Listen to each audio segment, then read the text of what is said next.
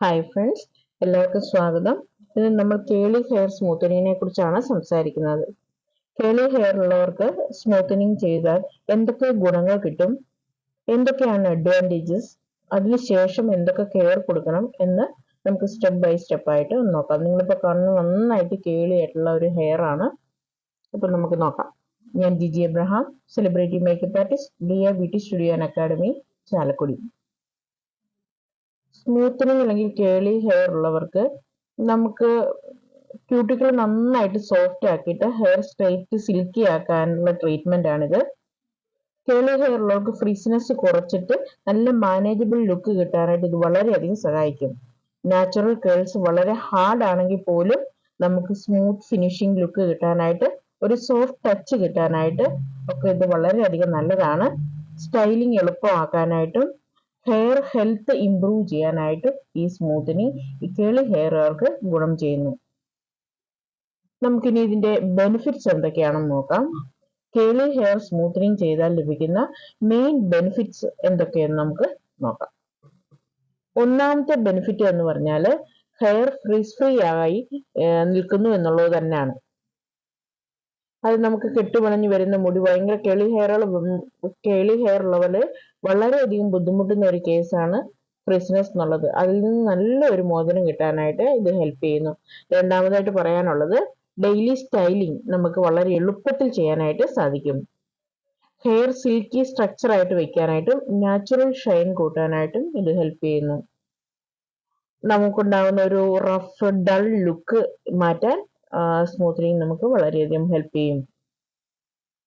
കേളി hair manageable ആക്കി നല്ല NEET look കിട്ടാനായിട്ടും ഇത് നമ്മളെ ഹെൽപ്പ് ചെയ്യുന്നു. അതായത് നമ്മുടെ ദൈനംദിന ജീവിതത്തിൽ നമുക്ക് നന്നായിട്ട് ടൈം സേവ് ചെയ്യാനായിട്ടും നല്ല കോൺഫിഡൻസ് വർദ്ധിക്കാനും ഇത് നമ്മളെ സഹായിക്കുന്നു.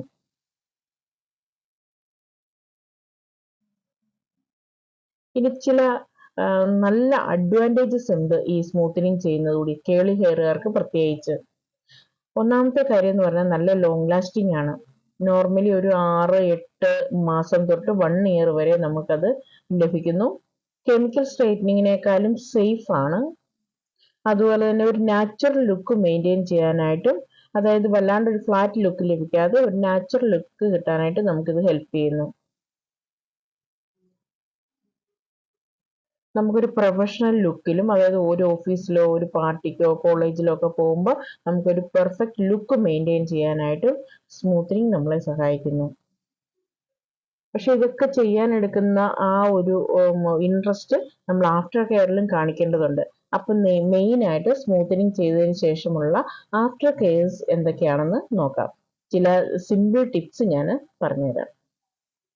ഷാംപൂ, കണ്ടീഷണർ, അതായത് സൾഫേറ്റ് ഫ്രീ ആയിട്ടുള്ള ഷാംപൂ കണ്ടീഷണർ മാത്രം ഉപയോഗിക്കാനായിട്ട് ശ്രദ്ധിക്കുക.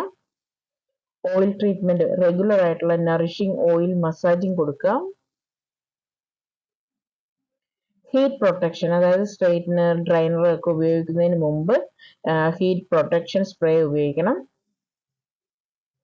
അതുപോലെ തന്നെ നമ്മളത് കെമിക്കൽ ഉള്ള മറ്റു കാര്യങ്ങൾ അധികം ഉപയോഗിക്കരുത്. അതായത് ബ്ലീച്ചിങ്, ഹാർഷ് കളറിങ്, അതൊക്കെ നമ്മൾ അവോയ്ഡ് ചെയ്യുക. റെഗുലർ ട്രിമ്മിങ്, അതായത് നമ്മുടെ സ്പ്ലിറ്റ് ആയിട്ടുള്ള സ്പ്ലിറ്റ് എൻഡ്സ് പരമാവധി ഒരു 6-8 വീക്ക് ഇടവിട്ട് നമ്മളൊന്ന് ട്രിം ചെയ്യാനായിട്ട് ശ്രദ്ധിക്കുക. അതുപോലെ തന്നെ നമ്മൾ ആഴ്ചയിൽ 1, weekly 1 hydrating hair mask apply ചെയ്യാം. ഇത്ര കെയറിങ് കൊടുത്താൽ സ്മൂത്തനിങ് ചെയ്തതിന് ശേഷം നമുക്കൊരു 1 ഇയർ വരെ നല്ല ഷൈനിങ് സ്മൂത്തനിങ് ലുക്ക് മെയിൻറ്റെയിൻ ചെയ്യാനായിട്ട് സാധിക്കും. ഇപ്പം നിങ്ങൾ ഈ വീഡിയോയിൽ കാണുന്നത് ഞാൻ നമ്മുടെ അക്കാഡമിയിലെ സ്റ്റുഡൻസിന് വേണ്ടി നമ്മളിവിടെ ഒരു കേളി ഹെയർ സ്മൂത്തനിങ് ചെയ്ത് കാണിച്ചു കൊടുക്കുന്നതാണ്. ഇപ്പം ഈ പറഞ്ഞ എല്ലാ പ്രൊസീജിയറിൽ കൂടെയാണ് കടന്നു വന്നത്. അതായത് നമ്മൾ നന്നായിട്ട് ഹെയർ വാഷ് ചെയ്ത് നല്ല രീതിയിൽ പ്രിപ്പയർ ചെയ്തെടുക്കേണ്ടതുണ്ട് ഈ ഹെയർ.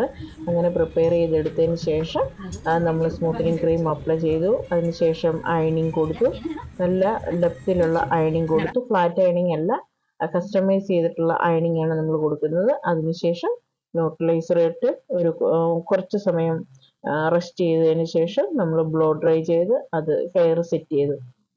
അപ്പോൾ ഈ തരത്തിൽ ഇത് മാനേജ് ചെയ്യുകയാണെന്നുണ്ടെങ്കിൽ കേളി ഹെയറുകാർക്ക് വളരെ നല്ലൊരു ഓപ്ഷനാണ് ഈ സ്മൂത്തനിങ് എന്ന് പറയുന്നത്. സ്മൂത്തനിങ് തന്നെ കസ്റ്റമൈസ് ചെയ്ത് ചെയ്യുന്നത്.